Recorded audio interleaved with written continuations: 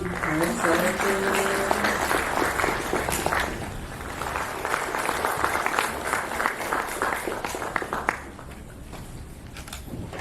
morning, everyone. I am Srinidhi Bhatt of Final Year MBA NITK. I would like to welcome you all to the program. As the shloka says, Yata Chittam Tata Vacho, Yata Vachas Tata Kriya, Chittam Vachi Kriyam Yacha, Sadhu Name Krupata. The meaning says, as is the mind, so is the speech. As is the speech, so is the action. And action of the good people. There is uniformity in mind and speech and action. So that is how the club Utkrishta Bharath was formed. I would take great pleasure and honor in introducing today's keynote speaker, Ram Madhavji. His parichaya goes as so.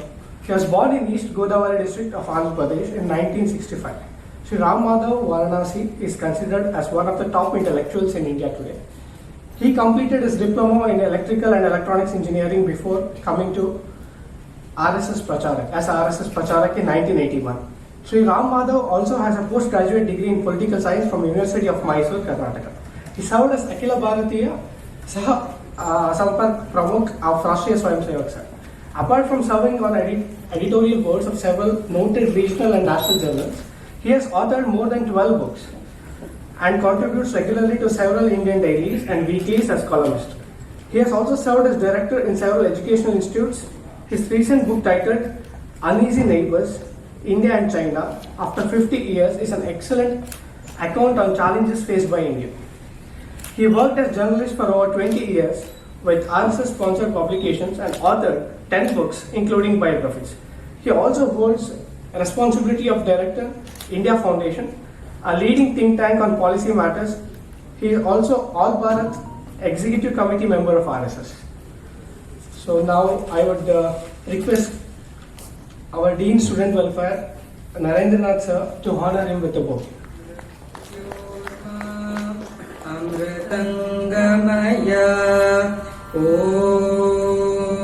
Shanti Shanti Shanti.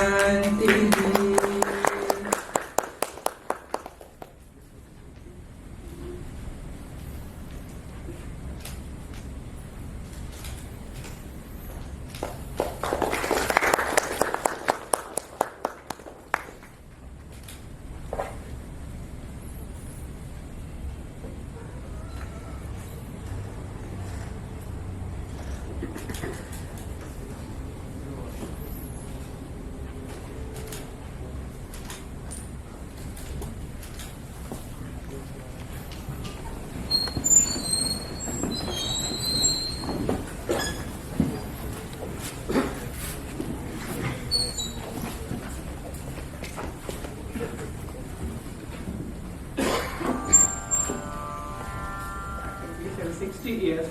He did MBS from KMC Manipal and now practicing physician in Harsha Clinic in Bangalore. We welcome you, sir. With this, I welcome all the respected HODs of all the respective departments of NITK and all the faculties present here, and also all the students of Utkrishta Bharath Club who are present here for this program. I'd like to end the welcome speech by saying a shloka which explains the relationship between the Guru and Shishya.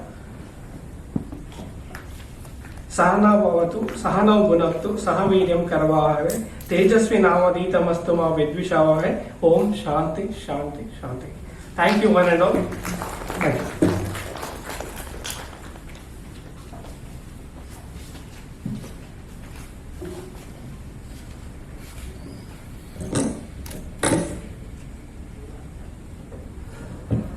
Thank you, Srinidhi, for this amazing introduction. I would kindly request our Dean of Student Welfare, Professor S. Narendranath, to deliver the preamble of Utkrishta Bharath Club, NITK, Suratkal.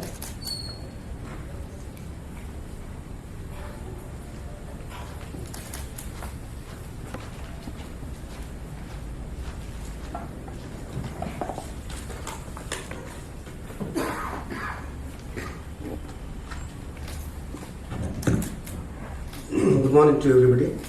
Dignitaries on the dais, Sri Ram Madhavji, and our beloved director, Professor K. Umamisharji, and club president Ritesh Bhatt, and all my colleagues and student friends.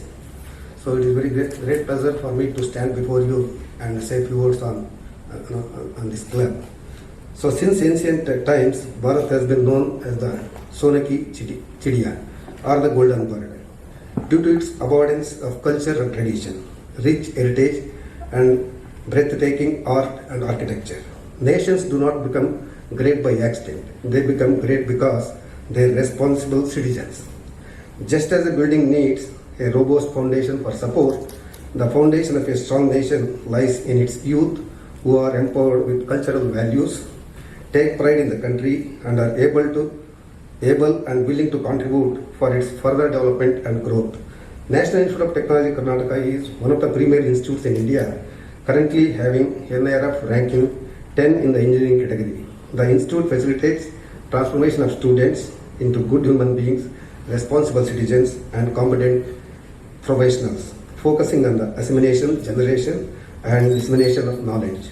This is being done by promoting cultural and value-based holistic education. Evident to this, the Utkrishta Bharath team was funded with the intention of spreading these ideas, which can transcend divide silos like language, religion, etc.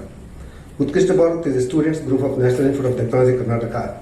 The club mainly aims at organizing programs that help in promoting nationality thinking and imbibing good qualities amongst the students of NITK. It also provides a platform for academic discussions in a professional way on topics of scientific, technological, cultural, and social relevance. It will be a team built on the basis of friendship and cooperation, striving to sustain dynamism in every domain of student activity of the campus. The activities of the club will provide an excellent medium of self-expression, personality development, career guidance, social service, etc. And the club will continuously work to motivate the student community to actively indulge in nation-building activities through various events and projects which are aimed towards the benefit of people in and around NITK Surathkal. Collectively, these values must be combined with skills and knowledge to enable every youth to work towards the Bharat of excellence in every field, that is Utkrishta Bharath. Rather than simply blame the system for what is wrong and remain helpless by standards, we must all strive to transform the system and drive positive change. It is true that these values can be embedded at any stage of life. However, these same values are just as vital in their future workplaces. So, in infusing them as our youth stand on their soul of stepping into the real world as world is ideal. So, this is what our Utkrishta Club, Bharat Club is going to do in future. So, with this, I will conclude my talk. So, Jai Hind.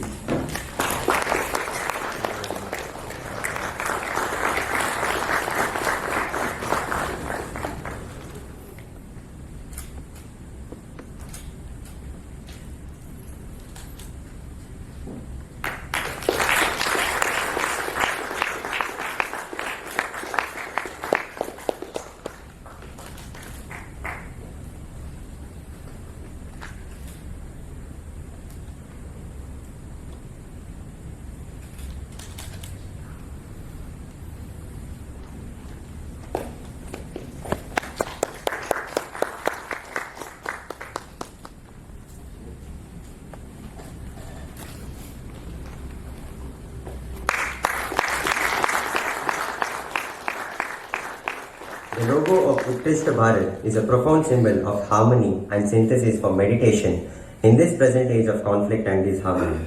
The Utkrishta Bharath Club's logo is composed of Sri Rama, a lotus, a bow emanating from the middle with the sun and the moon facing each other. Sri Rama, the Maryada Purushottama, stands for living on ideal principles. The lotus stands for Bhakti, the sunrise is for Jnana. The sun and the moon on the opposite ends signify that the moon is lit and nourished by the sun.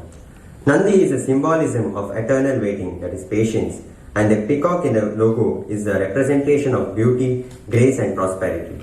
On the whole, the idea of the logo of Utkrishta Bharath is that only by the union of karma, jnana, bhakti and yoga, the vision of Paramatman is reached. Lotus also represents purity and absence of attachment. The veena and the tabla symbolize the cultural and musical ethos of Bharat. The motto, Pranamantho Vishwam Aryam, meaning make the whole world noble.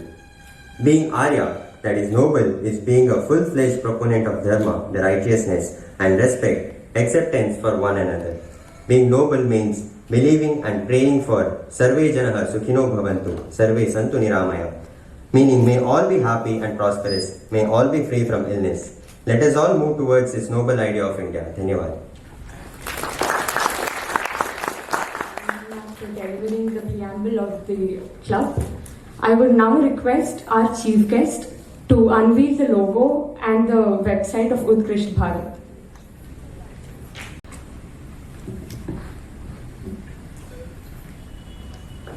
Namaste. Director of this NIT Suratkal Institute, Professor Maheshwarji, Professor Narendra Nathji, Ritish Bhatt, Manya Pran Sanghachalak ji,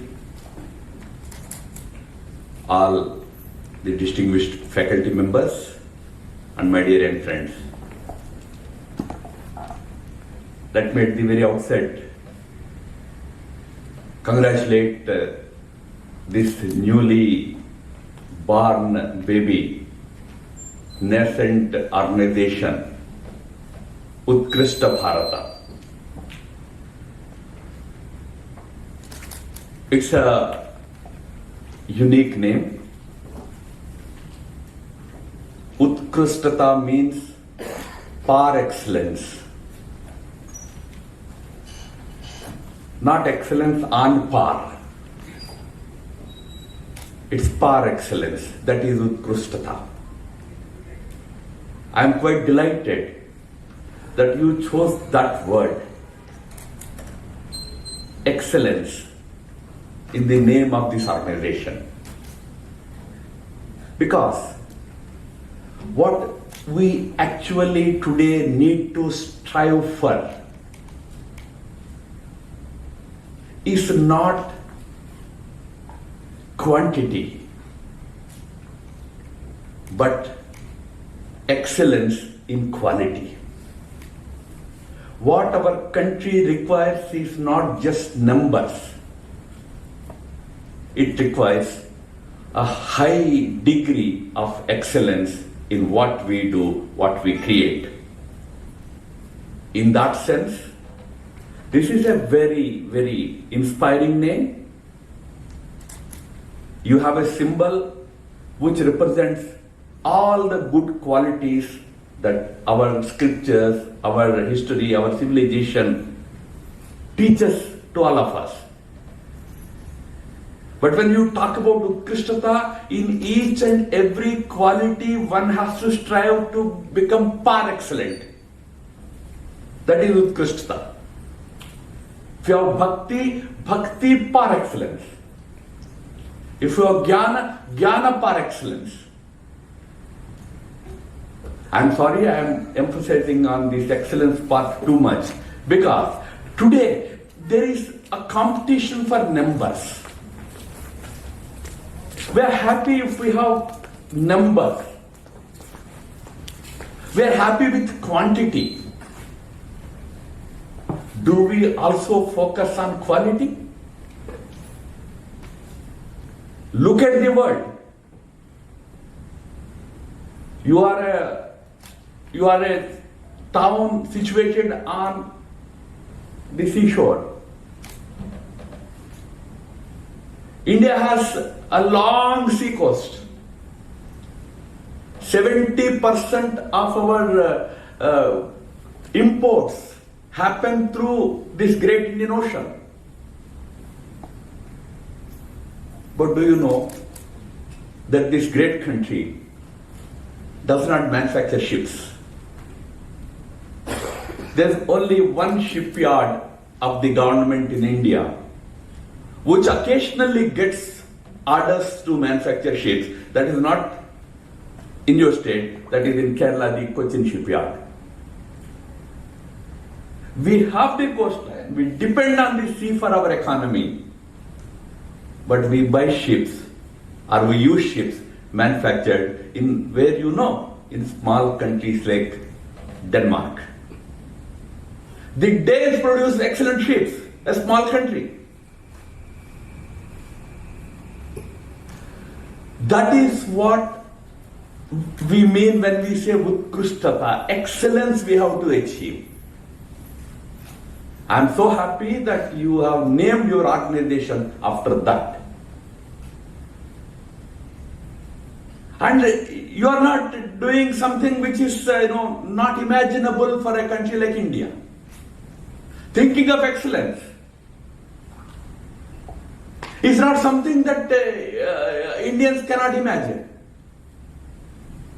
Our country has two introductions. One introduction is that India is a very ancient nation of great antiquity. Millennia old history. You had Bhagwan Ram as one of the symbols in your Maryada Purushottam Ram as one of the symbols, dating back to, more than 5,000 years. The values that you cherish begin several millennia ago. You have a very ancient and great past. This one introduction about our country, an ancient nation. But do you know that we have another very interesting introduction? We are a very young nation. Young in terms of our demography, our population. 58% of Indians are below the age of 35 years. That makes India the world's youngest nation. It's another matter. In politics, at 50 also, you are still a young leader. I'm not taking that as the benchmark. अगर वो लेते हैं तो 75% Indians are young. But political young is different.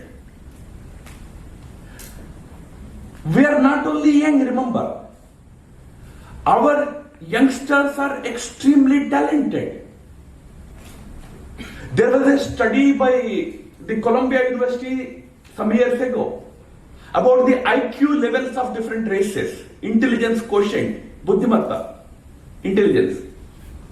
It was established that the IQ of an average Indian is higher than the IQ of any other person of any other race.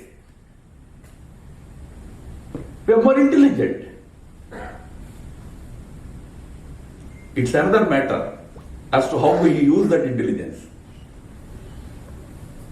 But no doubt we are intelligent. 3 youngsters got together, one American, one Chinese and an Indian. Each one of them wanted to prove that their country was great. So the Chinese fellow said, look, in my country, we dug up 200 feet and we found a copper wire. What does it mean? 200 years ago, China had electricity. Which is not true. But then he just wanted to project that his country was great. The American next to him thought that, you see, this fellow is Gappa keh raha hai. He's gossiping. Let me tell him that America is greater than China. So he said, look, in my country we dug up 500 feet. And we found a fiber optic cable. What does it mean? 500 years ago in America, we had fiber optic technology, we had internet and all that. Again, it's again a gossip. 500 years ago, there was no America in the first place. But they wanted to prove that their country was great. Next to him was our friend. He knew that, forget about 500 years ago, we don't have power, electricity in our villages even to this day, in some villages.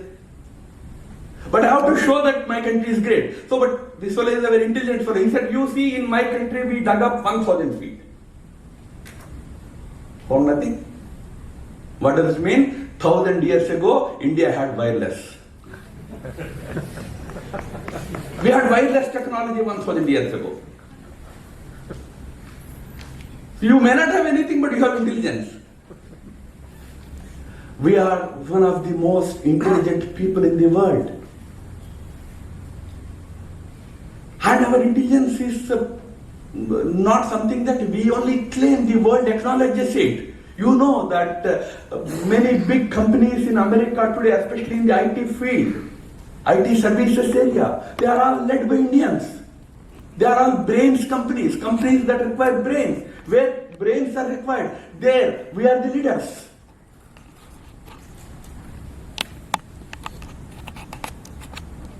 But the problem is, as a country, we still are far, far behind. It's another matter. If you ask the leaders, they will tell you, look, we are the 5th or 7th largest economy in the world, which is a fact.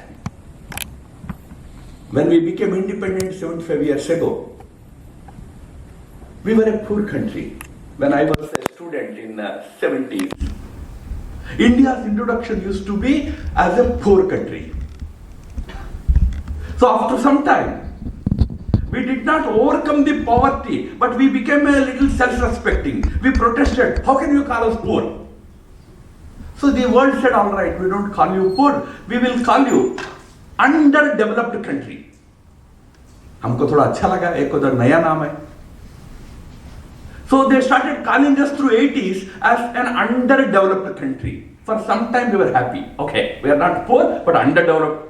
We know the meaning of both the words the same.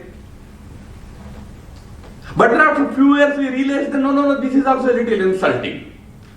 So the world said, all right, we will start calling you a developing country. You know, from 1990s to this day, 30 years, we are developing only. We don't become a developed country. Why is it so? We are happy that, okay, in 75 years we have achieved something, means when we were a poor country, from there we moved to one of the top 10 countries in the world in terms of big GDP numbers, which is a great achievement. I am not saying it is a small achievement, a major achievement for a country like India.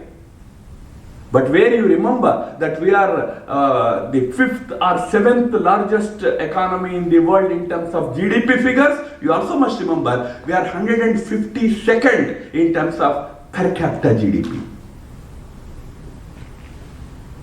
Per head annual income, if you take as the yardstick, as the benchmark, we are 152nd.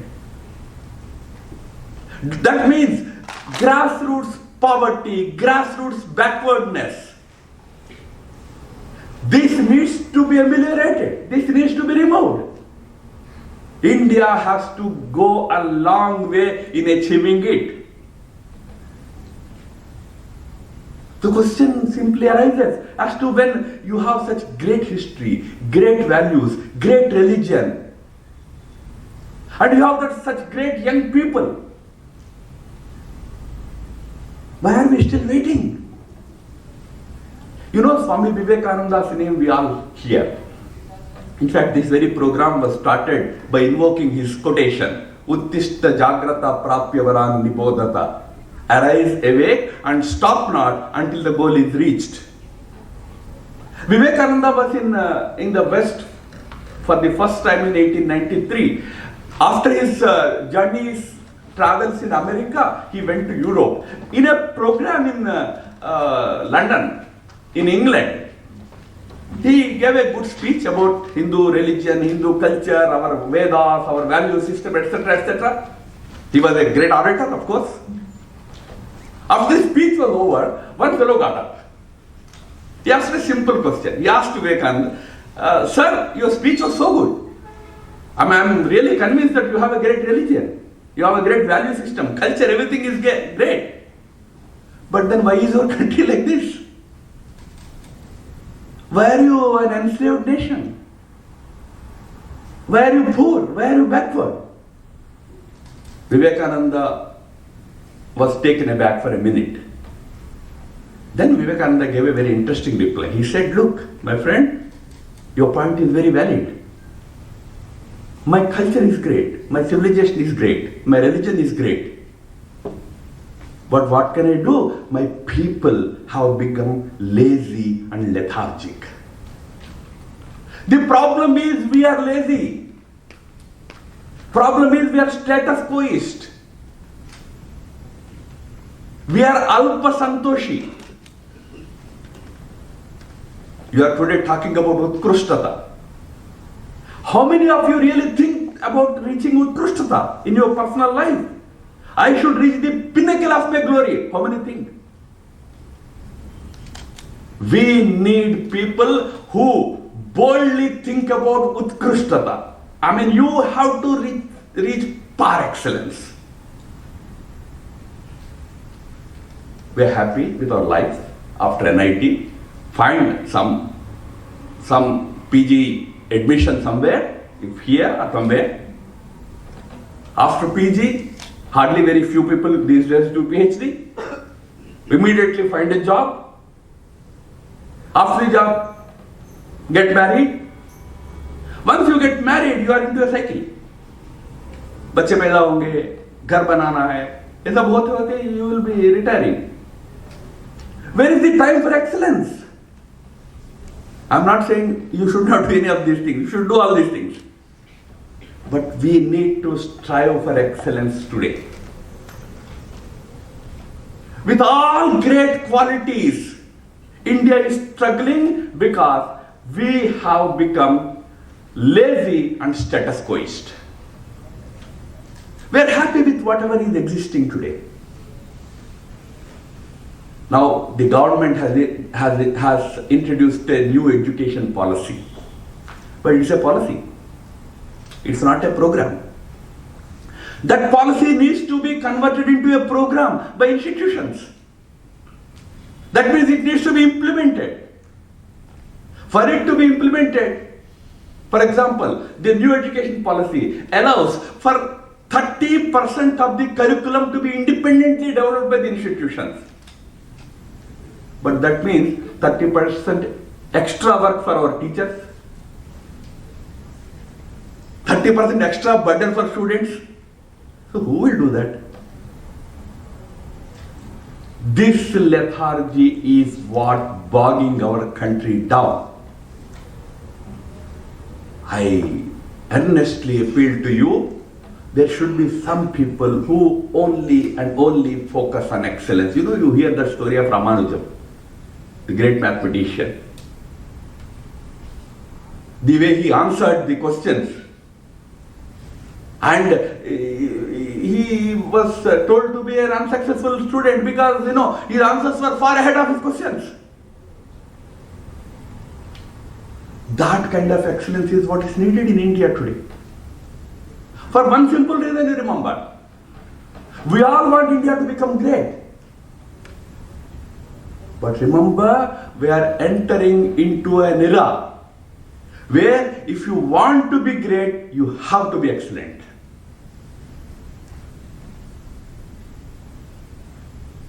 World passes through certain transitions. One major transition happened after the Second World War. In 1945, after the end of the Second World War, the Western powers came together and decided that now that we have learned our lessons from this World War, Hitler, Mussolini and all that, let us build a new world order. That is when certain institutions, political institutions like democracy, socialism, liberalism, secularism, all these things came into vogue. United Nations was instituted. From there, we have traveled for about 75 years. Suddenly, this COVID pandemic has destroyed all that we have built in 75 years. In the post-COVID era, which we are entering now, the world order is going to undergo a major change. Now, are we prepared for that? This new world order is going to have new agenda items on the table. For example, climate issues are going to be how much work happens in our country. We are happy that we produce lot of renewable energy these days. We had a target of 450 gigawatts of renewable energy production by 2025. We have already crossed 100 gigawatt. Some say up to 175 gigawatt we have already achieved. You see solar panels everywhere. You go to your nearby Kochi airport, the entire airport is run on solar energy. But do you know that in our country, we don't produce solar panels, nor do we have any manufacturing of batteries to save that energy that you generate. The first battery park is coming up now. Whereas countries have progressed so much. We are lethargic. We are happy about big numbers. Oh, 450 megawatt you generate. But generation do what?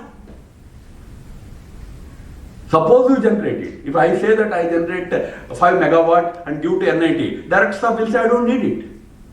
Why? Because you can only go when there is sun. Because solar energy can be generated only when there is sun. When there is no sun, you can't generate energy. Then how do I manage my laboratory? I cannot have laboratory power for 5 hours. I need it 24/7. That means you need batteries. You need storage. We don't have it. So we import 60% of our storage from China. हम यहाँ से भाषण देते हैं, we should boycott China. If you boycott China, your 174 gigawatt generation of power will ठप हो जाएगा. This is where we are lethargic. We are entering into an era which is going to be highly technological. I mean, next level of technology we are entering today. We are entering into a metaverse. Meta-universe we are entering. Now recently, the South Korean government has announced plans of setting up its secretariat in the cloud. You are engineering students, you understand what cloud I am talking about. Digital cloud. Meaning what? Tomorrow in Suratkal, you have some business in Vidhan Saudha to talk to a secretary. If your director has to talk to the secretary, he need not have to go to Bengaluru. Sitting in front of the computer wearing, UV goggles, he can actually enter into the cloud and secretary is in front of him. This is the kind of world we are entering. Today, houses in cloud are being sold. You can swim in a beautiful house in Las Vegas, sitting in Suratkal, in your private swimming pool. That's the kind of world you are entering. And this I am not talking about 50 years from now. It's going to happen in front of your eyes 10 years. Remember, history never travels at the same pace. Sometimes it's very slow. When the British were ruling, over us, we used to think that time is not passing at all because there is no way we could end their rule. A person like Mahatma Gandhi used to say in 1915, 1920, he used to say, there is no way we can completely throw them out. Those days, Indians used to feel that history is not moving at all. We are stuck. But some periods come when history moves so fast that before you actually wake up, you are somewhere else. Be alert to that change that is happening. We have entered the era of artificial intelligence. But do you know, we have very little work happening in artificial intelligence area. The first government artificial intelligence lab is now being started in Kharagpur IIT. The first.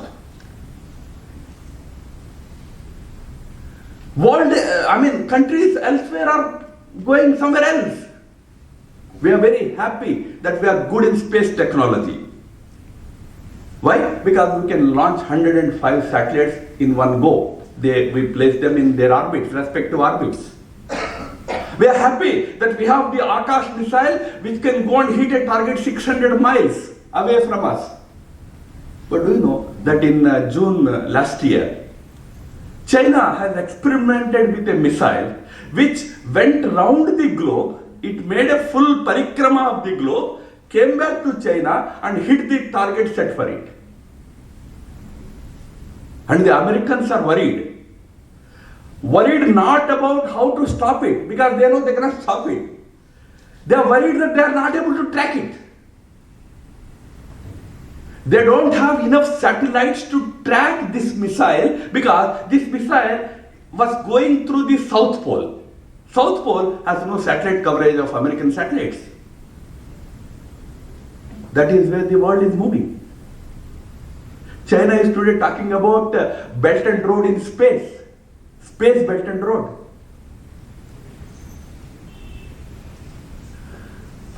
That kind of technological world we are entering. Where are we? Does it make you sleepless, restless? We are entering into a world where so many ethical questions are going to be raised about fundamental rights, fundamental responsibilities. Are we prepared for the debate? How do you treat your women? How do you treat your fellow citizens? How do you treat your animals? Of course, there is a big awareness about treating animals. It's going to be, in 2018, when British University has produced a report, a paper, research paper. The title of the research paper was Rights of the Robots. We may laugh. What rights do robots have? But today the debate is even about rights of the robots. One way is to condemn it. Yaar, sab pagal ho gaye. One way of doing it. The other way is to think seriously about the new debates that are going to come in front of us. About equality, about fundamental rights. Are we thinking about it? In all these new areas, we have excellent opportunity if only we are ready to strive for excellence. We are committed as a nation and as individuals for that excellence. In this, both are needed. One, your great values, great wisdom that you have accrued through your thousands of years of history, but at the same time, your capacity to imagine. In fact, now we should shut engineering colleges. Don't take me otherwise. You should rename them as Imagineering colleges. Every engineering student should be able to think 10 years hence. He should be able to imagine. In fact, I was just talking with our faculty members. You need to think in terms of solving the problems that don't exist. It may sound like a Zen theory. Zen Buddhism has such theories. You have to solve problems that don't exist. Means you have to first of all imagine the problem. Imagine the situation. We are stuck in the past. We need to have our values intact, but we have to be futuristic. That is Utkrishtata. We need such people, such youngsters. In every area, in governance, in politics, in social life, in our day-to-day challenges, from there to where the world is entering, there, everywhere, think new, think out of the box. In this big gathering, how many women are there? Hardly, you can count on fingers. We are not tapping the energy. Only in politics, because there is reservation, we are able to get some in. How are we treating our women folk? There are laws which make it a serious crime if you commit any atrocity on women. But are laws sufficient? Mindsets need to change. It is about the mindsets. Battle is about the mindsets. Mahatma Gandhi used to say that I consider that day as the real day of independence, when a woman can freely roam around at the stroke of midnight on the streets of Delhi. it can be interpreted two ways. One way is to say that, okay, she needs protection at midnight also. So you should have police available, and that police should not commit any atrocities. That's one way of looking at it. But the other way of looking at it is that if you find a woman alone at 12 o'clock midnight on the street, how do you think? Do you think that, okay, like a man is there at 12 o'clock midnight, woman is also there because her job or her profession requires it? Or you think, no, she must be a fallen woman.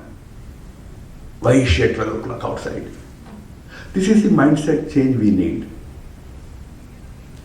This is the kind of debate that's going to raise in the coming days. So we congratulate you for taking up this initiative. Had you not named it Utkrishta Bharata, probably I would have given a different speech. But you have made the mistake of, talking about Utkrishta. Utkrishta is a very big thing. Be prepared for that. It requires hard work. It requires great effort, great thinking. You have to be innovative. You have to be out of the box. Don't look for ready-made solutions. Go for out of the box things. Only out of the box things. That's why I said, when we are all thinking about how to have a slightly longer missile, there is a country, there is a fellow sitting there who is thinking, no, not in terms of distance. I should actually go around the whole globe. Somebody has thought about it. That kind of innovative thinking is what this country needs when we are entering the new meta era, India 2.0. India 1.0 took 75 years to achieve what we have achieved, great achievement. But India 2.0 will only have 10 to 25 years. This is the span we are going to have. By 2047, you have to reach that Utkrishtata. So keep that in mind. By 2047, we may not be there, but most of you will very much be there. You will see India turning 100 as an independent nation. By then, India should be able to achieve that Utkrishtata. That kind of missionary thinking, missionary zeal should be generated through all your activities. My good wishes to all of you. Namaskar.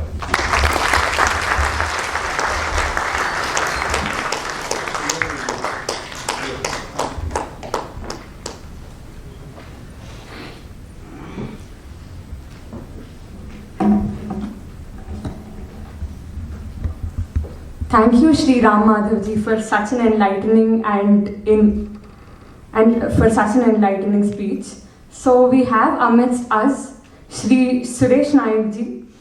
He is the in charge of premier institutions of Dakshin Kannada district, and he's the Dakshina Madhya Kshetra. He's the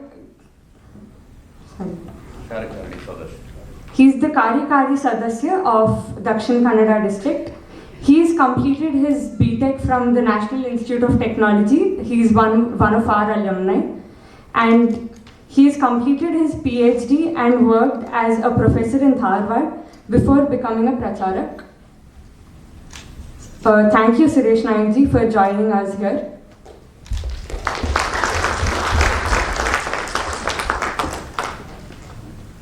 As per the request of the chief guest, we have a small video presentation.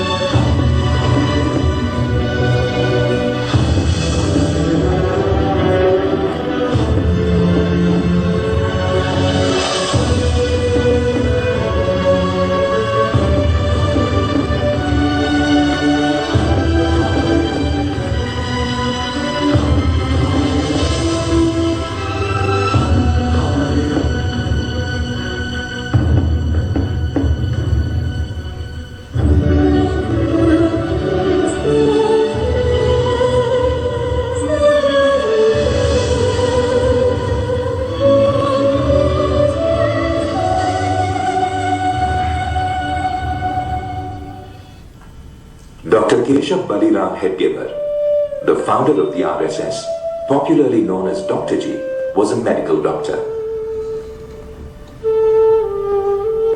He was a freedom fighter and a public-spirited leader. He worked closely with the leaders of the revolutionary movement as well as the Congress movement for India's independence. Determined to end the disunity and social evils engulfing Hindu society, he resolved to dedicate his life towards bringing about absolute social harmony.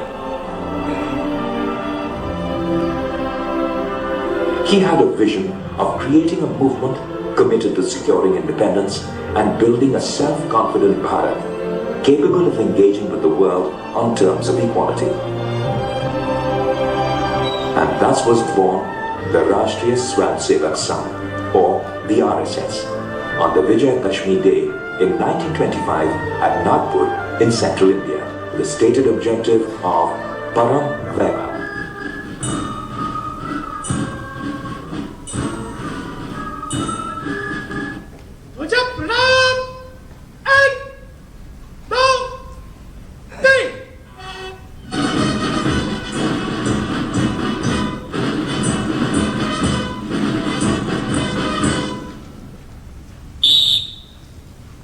नमस्ते सदा वत्सले मातृभूमे नमस्ते सदा वत्सले मातृभूमे वया हिंदू भूमे सुखं वर्धितोहम वया हिंदू भूमे। उसके जैसा दूसरा नहीं है। गगनम गगनाकारम, आसमान आसमान जैसा है। सागरम सागरोपमा, समुद्र समुद्र जैसा है। राम रावण योर युद्धम राम रावण योरिव, राम रावण का जैसा युद्ध हुआ था उसके जैसा वही है, दूसरा नहीं। ऐसे यह संघ का काम है, ये एकदम अनोखा काम है, इसके जैसा यही है। और वैसे संघ को भी देखना है, संघ के अंदर आकर उसका अनुभव करना है। भारत के आधार पर विजन है, कैसा बनाएंगे, दुनिया का सबसे श्रेष्ठ देश भी होगा, चरित्रवान होगा, प्रॉस्परस भी होगा, और विश्व को इस झगड़े वाले संघर्ष वाले रास्ते से हटाकर समन्वय के, प्रेम के, आपस में मिलकर चलने के, भाईचारे के इस मार्ग पर चला सकेगा। Through its daily activity called the Shakha, the RSS has created a vast cadre of millions of disciplined young men committed to serving the country and humanity in countless ways, in the true Hindu tradition of Vasudhaiva Kutumbakam, the world as one family. Unity, discipline, patriotism, reverence to our ancient culture, service to mankind, and spirit of collective consciousness are the virtues that the Shakha training is designed to impart to the Swayamsevaks, a term used to describe the volunteers of the RSS.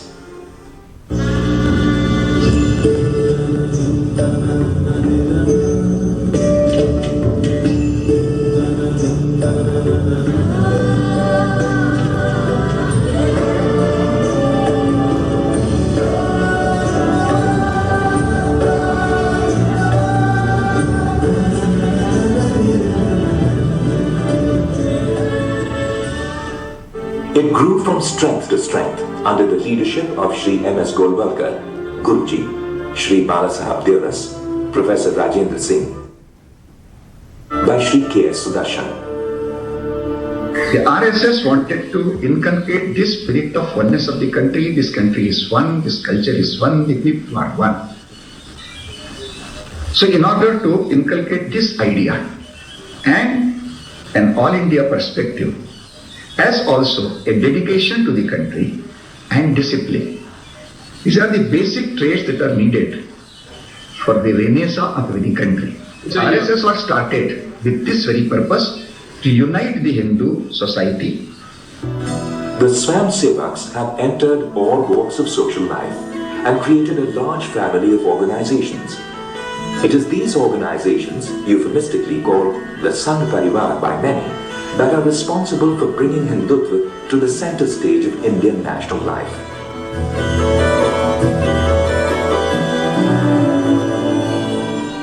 आज बहुत बड़ी संख्या में हिंदू हिंदू समाज की सर्वांगीण उन्नति करने के लिए अनेक विविध प्रकार के यहाँ संगठन बनाए हैं। आज तो कोई क्षेत्र इस प्रकार का नहीं बचा है जहां संघ के स्वयंसेवक और सेवा के कार्यों में राष्ट्र की सर्वांगीण उन्नति के काम में न लगे हों। कुछ कंट्रोल कहना या उनसे हम चलाते हैं, ये हमारा विंग है, ये सब कल्पनाएं गलत है। परिवार का विचार होगा परिवार। One nation, one people, one culture became the central theme through which blossomed many a statesman.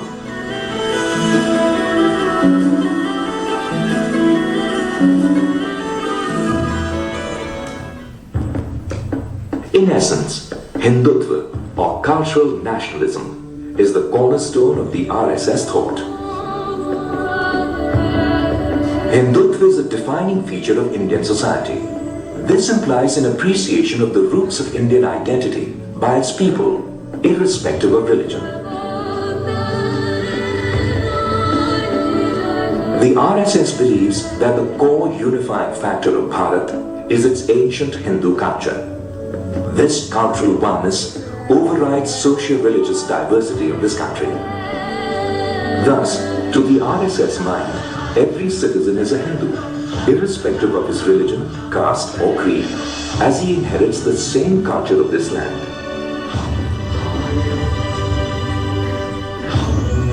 The RSS considers this nation as one and rejects the idea of dividing it on religious lines as minority and majority. It believes that the so-called minority, a Jew, a Parsi, a Muslim and a Christian too, is an equal inheritor of our heritage, as is a Sikh, a Jain, a Buddhist and an atheist. We believe that India is a Hindu nation. And whenever say it is a Hindu nation, we take the word Hindu to have a nationalist connotation. Because Hindu does not mean one particular way of worship. Some believe in God, some do not believe in God also. All of them have got a place in the Hindu society, in this nation, Hindu nation. Muslims of Bharat, Christians of Bharat and so-called Hindus of Bharat, all are inheritors of that particular culture.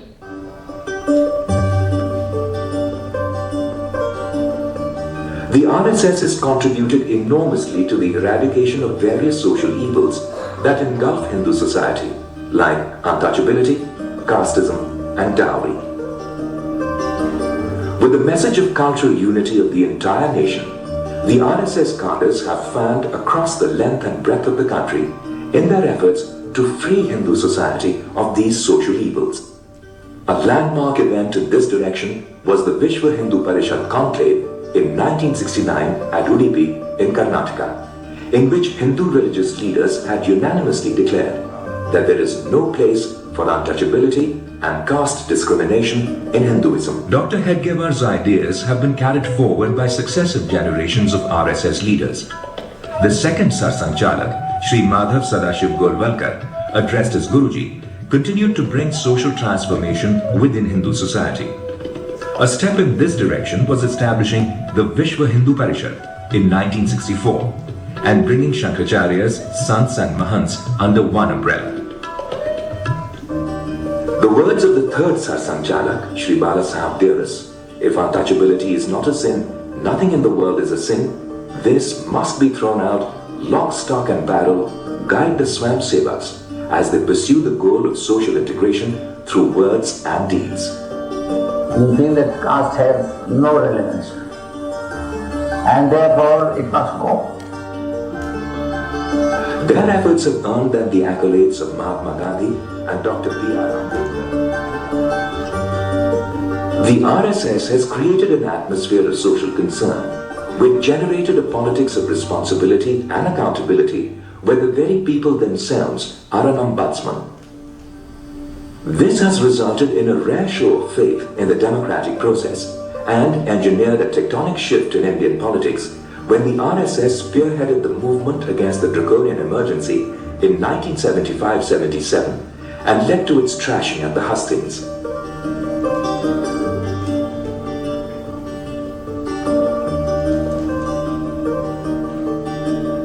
From an RSS-backed government in 1977, to an RSS volunteer as Prime Minister in 1996, the voter has primed to the waxing influence of the RSS ideology. The idea of India, Vasudhaiv Kutumbakam. हम साथ चले, मिलके चले, मिलके सोचे, मिलके संकल्प करें और मिलकर के हम देश को आगे बढ़ाएं। The RSS is committed to working for global peace based on the belief that all men are created equal and belong to the same family. It believes in the age-old Hindu dictum that all religions are valid paths to the same God and hence deserve respect. It is thus opposed to any form of religious intolerance that rejects the pluralist soul of Hindu culture.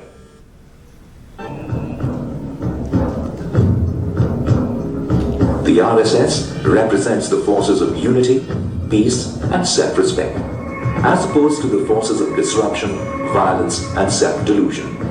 For those inclined to indigenousness, tradition-based and unity-inspired structures, the RSS is the real option, the pole to which the Indian society is naturally gravitating today.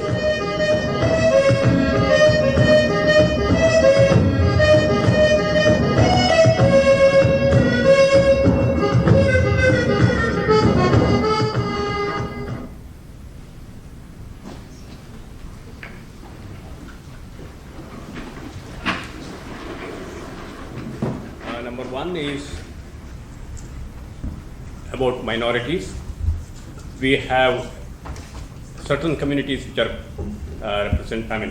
considered as minorities, and among them two are, in some sense majorities in some places. Is it not the time to remove this minority-majority issue and settle everybody is equal and no additional perks or anything to the minorities? That is number one.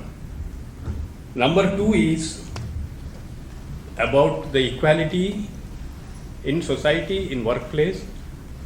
We as nation should have equal rights for women and men, and as you rightly pointed out, in many institutions the women representation is less. So is it not the right time to introduce a law to have at least say 30% or 40% as women workforce? Thank you. This whole discourse about minority and majority is a very flawed discourse in India. When RTI question was put to the Minority Commission in India, we have a Minority Commission in India, government appointed commission. When somebody put an RTI question to them as to what is the definition of minorities, you'll be surprised to know the reply that the commission gave was, we don't have any. You have a commission which doesn't know what is the definition of minority. As you pointed out, whom we call as minority can be majority in some places. Like when I served in the BJP for 6 years, I was in charge for Jammu, Kashmir and Northeast. In all these states in these regions, whom we call as minority are the majority.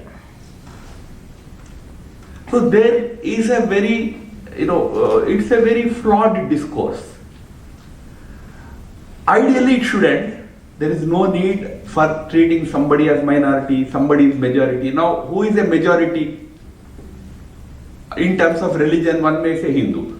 But there is no religion called Hindu. Supreme Court has said there is no Hindu religion. If Hindu is not a religion, okay, Veerashaiva can be a religion, but then Veerashaiva will become a minority because they are smaller than many minority religions. So this whole discourse will actually end up in dividing country more and more on religious lines. Ideally, it should end. But certain political reasons keep these things go on. For example, you probably heard in the video one of the RSS chiefs saying, caste has outlived its utility. Caste has no utility anymore, but it is still there. Why? Because politics keeps it up, keeps it alive. Now elections are happening in some states, like Uttar Pradesh or other states. The entire discourse is about which caste will vote for which party. How to bring this caste here, how to bring OBC here, this here. Politics keeps those things alive. Similarly, the minority-majority discourse also is kept alive because of the politics. Otherwise, we are one country, we should be one people. We should all be Indians, period. Okay, there can be religions. India is one country where every second day a new religion is born. Satya Saiites, Ramakrishna Saiites, Shirdi Saiites. We keep producing new religions.